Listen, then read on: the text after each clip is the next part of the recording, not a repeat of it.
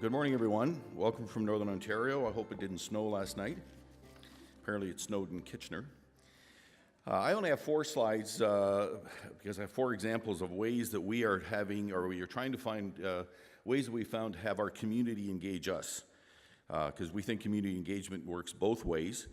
And so the examples that you'll see slides about, the one you see here is called a Moms on the Move program, which is a wellness program our college operates. Twice a week, moms with their on mat leave with their kids in strollers come into the museum, and for an hour they spend time using their stroller as a workout apparatus, and they do stretching and exercises and some yoga mats. And then the rest of the time they walk around the museum, in some cases run around the museum. When you have 100 moms with strollers running around an airplane museum, yes, you can imagine. But it's pretty cool, it's very social, it's a lost leader for us. It brings new people into the museum, and we're going to just try to continue that. This is a picture of a student in a field school. One of our school boards operates 3 field schools in our community. These are vocational training programs, and they have a school in a nursing home, a school in a shopping mall, and last year opened a school at the Bush Plain Museum. So we have 12 students and a teacher full-time, 5 days a week, 10 months of the year.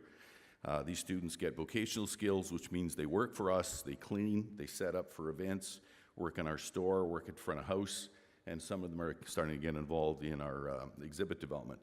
It's a terrific partnership for the board and for us, and it brings a lot of young people in the community, gives us a lot of hands that we don't have otherwise, and it's a way we can achieve our vocational mandate. Now, we also have 2 job creation partnership programs. I presume you all know what a JCP is. The federal government provided funding for 2 programs. One is an archive digitization program. We have some of the largest aviation archives in Ontario, probably in Canada. Our museum was built in our building was built in 1924. It's an airplane hangar, as you can see. And so we began a project last year to digitize our archives and hopefully this year our artifacts. And this year we began a second JCP project to create digital media. And that's a partnership program with our college, with Sioux College. So both of these projects are meant to give us content that we can use for our exhibits, for website, for marketing, etc. And, but more importantly, they're the first 2 initiatives into a project we are beginning to create a culture business incubator, or to evolve the museum to become a culture business incubator.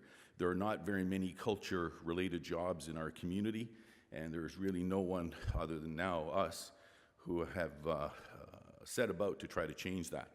So the digitization project, we have funding for 3 archivists and capital equipment for computers, scanners, and software, about $40,000 in capital equipment. The digital media program gave us about $60,000 for cameras, editing equipment, and lights, and 5 videographers. And then we have the students from the college media program. We have the college president on our board, and which is another initiative to try to integrate our museum into the college, and hopefully one day actually become a department of the college. So these projects, when they're done, or as they're underway, are also giving us the skills, the capacity, the equipment to be able to provide digitization and digital media services for other attractions, other cultural attractions. School boards, we're negotiating a contract to digitize the school board's archives.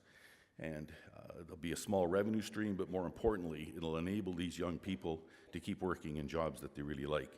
So my website will come, or my email address will come up there.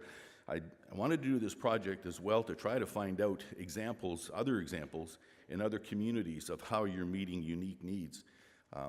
Is anyone involved in using or in any kind of a cultural studies program for at-risk youth or youth in the correction system? You are? Great, I'd love to talk to you. We believe we have an opportunity to work in that area. Okay, thanks everybody.